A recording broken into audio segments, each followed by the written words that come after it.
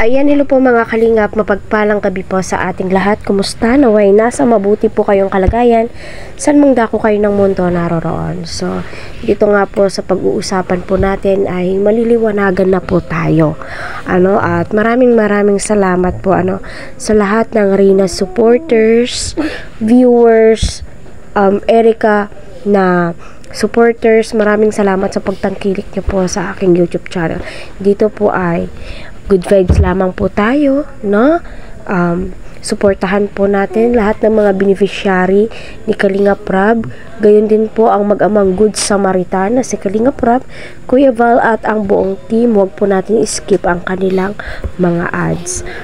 So ako ay nawiwindang sa aking comment section dahil kinukumpara si Rina at saka si Erica.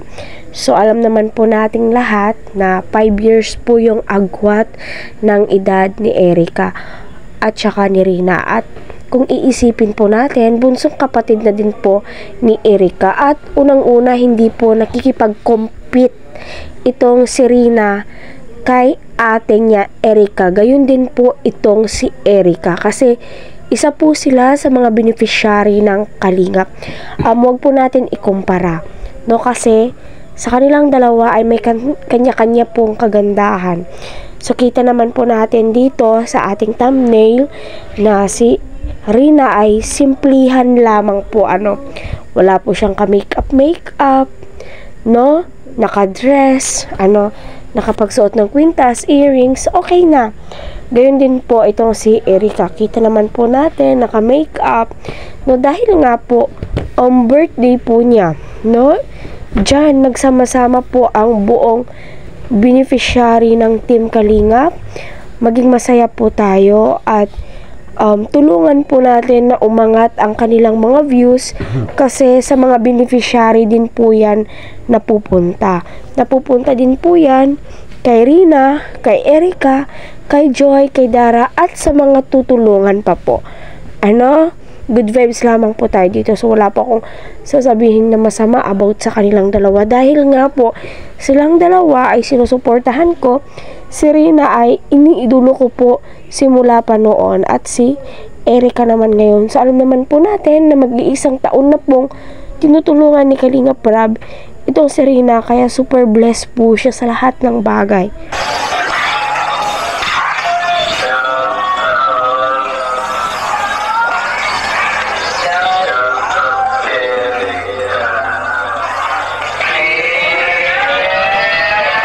Po mga kalingap, napanood po natin yung sinabi po ni Kuya Edu sa pag-shoutout po niya na Erica. So gayon pa man, sabi nga po ng mga Rina supporters, mag-move on na tayo, mas mag-focus po tayo sa present, sa kagalingan ni Rina. Pagdasal po natin dahil napaka-importante po to, napaka-importante po to sa mga beneficiary nila Kalinga Prab at iwasan din po natin mag-away-away, hidwaan ng bawat isa kasi yung number 1 nakakaawa po dito hindi po tayo kundi yung mga taong tinutulungan ni Kalinga Prab.